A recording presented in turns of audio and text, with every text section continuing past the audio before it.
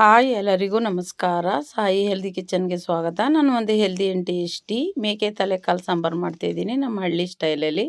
ಈ ಸಾಂಬಾರು ನಿಮಗೆ ಇಷ್ಟ ಆದಲ್ಲಿ ಒಂದು ಲೈಕ್ ಮಾಡಿ, ಶೇರ್ ಮಾಡಿ, ಕಮೆಂಟ್ ಮಾಡಿ, ನಮ್ಮ ಚಾನಲ್ಗೆ ಸಬ್ಸ್ಕ್ರೈಬ್ ಆಗಿ. ತಲೆಕಾಲನ್ನ 3 ಸರಿ ಚೆನ್ನಾಗಿ ತೊಳೆದು ಡ್ರೈ ಮಾಡ್ಕೊಂಡು ಇಟ್ಕೊಂಡಿದ್ದೀನಿ. ಕುಕ್ಕರ್ಗೆ ಆಡ್ ಮಾಡಿಕೊಂಡು ಸುಮಾರು 1 ಲೀಟ್ರಷ್ಟು ನೀರನ್ನ ಸೇರಿಸ್ಕೊಳ್ತಾ ಇದ್ದೀನಿ. ಲಿಡ್ನ ಕ್ಲೋಸ್ ಮಾಡಿ ಒಂದು 4ರಿಂದ 5 ವಿಷಲ್ ಹಾಕಿಸ್ಕೊಳ್ಬೇಕು. ಇವಾಗ ಖಾರಕ್ಕೆ ರೆಡಿ ಮಾಡ್ಕೊಳ್ಳೋಣ. ನೋಡಿ, ತೆಂಗಿನಕಾಯಿ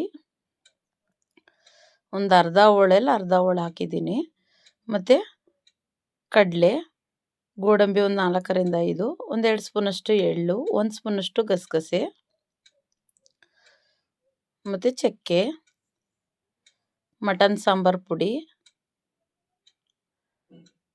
ಟೊಮೊಟೊ 2, ಮತ್ತು 2 ಸ್ಪೂನ್ ಧನಿಯಾ, ಮತ್ತು ಒಂದು 10 ಬ್ಯಾಡಗಿ ಮೆಣಸಿನ್ಕಾಯಿನ ಆಡ್ ಮಾಡಿದ್ದೀನಿ ಎಣ್ಣೆಲಿ ಹುರಿದು. ಸಾಂಬಾರು ಕಲರಾಗಿ ಬರುತ್ತೆ ಮತ್ತು ಟೇಸ್ಟಿಯಾಗಿರುತ್ತೆ ಅಂತ. ನೋಡಿ, ಇಷ್ಟು ರುಬ್ಕೊಂಡಿದ್ದೀನಿ. ಇವಾಗ ಈರುಳ್ಳಿ ಖಾರಕ್ಕೆ ರೆಡಿ ಮಾಡ್ಕೊಳ್ಳೋಣ. ನೋಡಿ, ಈರುಳ್ಳಿನ ಆಡ್ ಮಾಡ್ಕೊಂಡಿದ್ದೀನಿ. ಇವಾಗ ಶುಂಠಿ ಬೆಳ್ಳುಳ್ಳಿ, ಇದಕ್ಕೆ ಸ್ವಲ್ಪ ಕೊತ್ತಂಬರಿ ಮತ್ತು ಸ್ವಲ್ಪ ಪುದೀನನ ಆಡ್ ಮಾಡ್ಕೊಂಡಿದ್ದೀನಿ. ಮತ್ತು ಕಾಳುಮೆಣಸು,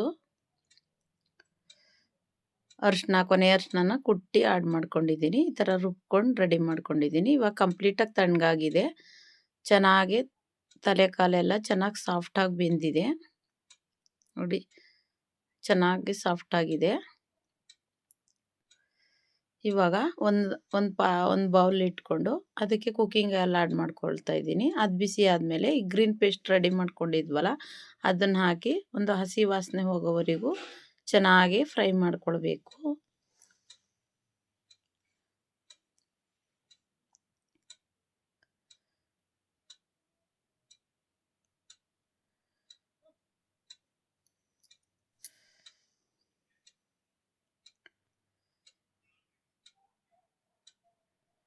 ಎಣ್ಣೆ ಬಿಡೋವರೆಗೂ ಚೆನ್ನಾಗಿ ಫ್ರೈ ಮಾಡ್ಕೊಳ್ಬೇಕು.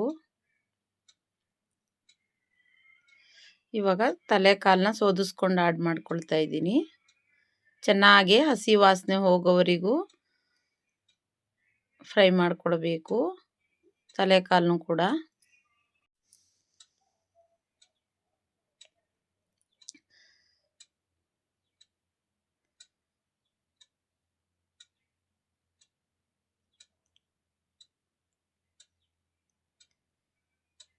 ನೋಡಿ, ಚೆನ್ನಾಗಿ ಈ ಥರ ಎಣ್ಣೆ ಬಿಡೋವರೆಗೂ ಚೆನ್ನಾಗಿ ಫ್ರೈ ಮಾಡ್ಕೊಳ್ಬೇಕು.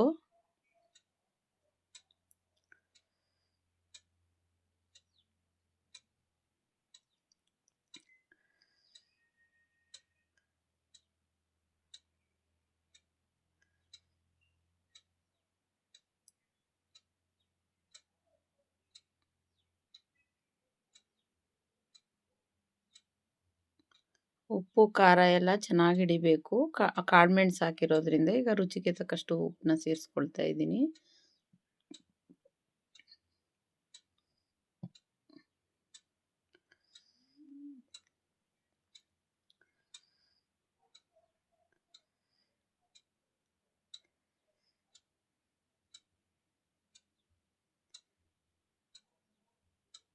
ಇವಾಗ ಚೆನ್ನಾಗಿ ಫ್ರೈ ಆಗಿದೆ. ಇವಾಗ 1 ಲೀಟ್ರಷ್ಟು ನೀರನ್ನ ಸೇರಿಸ್ಕೊಳ್ತಾ ಇದ್ದೀನಿ. ಮತ್ತು ತಲೆಕಾಲು ಬೇಯಿಸಿದ್ವಲ್ಲ ಆ ನೀರನ್ನು ಸಹ ಇವಾಗಲೇ ಸೇರಿಸ್ಕೊಳ್ತಾ ಇದ್ದೀನಿ. ತಲೆಕಾಲ್ದೆಲ್ಲ ರಸ ಬಿಟ್ಟು ಬೇಯಬೇಕು ಚೆನ್ನಾಗಿ, ಅಲ್ಲಿವರೆಗೂ ಚೆನ್ನಾಗಿ ಕುದಿಸ್ಕೊಳ್ಬೇಕು.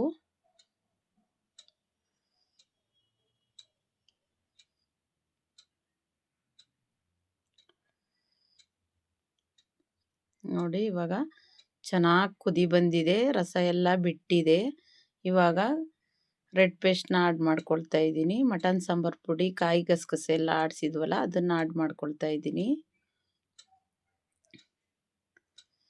ಇವಾಗ ಒಂದು ಮೀಡಿಯಮ್ ಫ್ಲೇಮಲ್ಲಿ ಸ್ಟವ್ನ ಕೊಟ್ಕೊಂಡು ಚೆನ್ನಾಗಿ ಈ ಬಿಳಿ ನೊರೆ ಎಲ್ಲ ಇದೆಯಲ್ಲ ಕಂಪ್ಲೀಟಾಗಿ ಕಡಿಮೆ ಆಗೋವರೆಗೂ ಚೆನ್ನಾಗಿ ಕುದಿಸ್ಕೊಳ್ಬೇಕು. ಆವಾಗಲೂ ಉಪ್ಪು ಹಾಕಿರೋದ್ರಿಂದ ನೋಡಿಕೊಂಡು ರುಚಿಗೆ ತಕ್ಕಷ್ಟು ಉಪ್ಪನ್ನ ಸೇರಿಸ್ಕೊಳ್ತಾ ಇದ್ದೀನಿ. ನೋಡಿ ಎಷ್ಟು healthy and tasty mutton sambar, ತಲೆಕಾಲು ಸಾಂಬಾರ್ ರೆಡಿ ಆಯಿತು. ಮತ್ತೊಂದು ಹೆಲ್ದಿಯಾದ ರೆಸಿಪಿಯೊಂದಿಗೆ ಬರ್ತೀನಿ. ಎಲ್ಲರಿಗೂ ಧನ್ಯವಾದಗಳು.